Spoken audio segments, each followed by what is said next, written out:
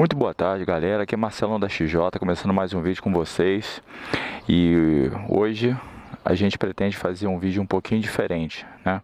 Muita gente vem perguntando aqui sobre esse escape que a gente está usando aqui na XJ, né?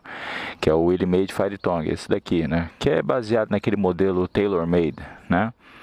E muito bem feito, muito bem acabado, né? Como vocês podem ver, não fica nada para fora aqui da moto, ele fica praticamente como o original.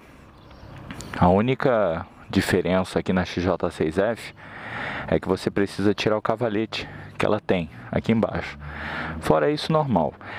Mas a finalidade desse vídeo hoje é o seguinte: faz tempo que eu venho prometendo isso para o pessoal, e hoje a gente vai fazer, que é o que? Nós vamos fazer capturar o áudio, né, o som desse escape com um gravador profissional de aquisição, entendeu?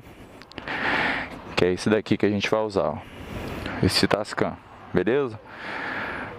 Então vou fazer aqui um arranjo aqui embaixo do banco, tá, ó, tá até bem alto até, então vou reduzir aqui o pique para uns 40. Vou reduzir mais para 30 mais ou menos, ainda tá bem alto, mas é isso aí. Então beleza, tá gravando? Ainda não tá gravando, vou botar para gravar agora. Atenção.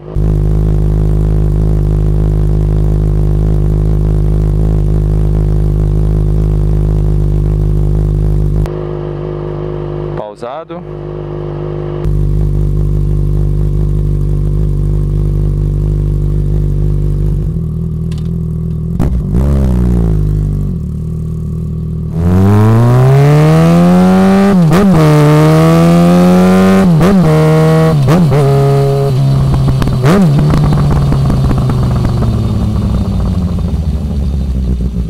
Vamos lá, a gente vai fazer um rolezinho até ali o mercado.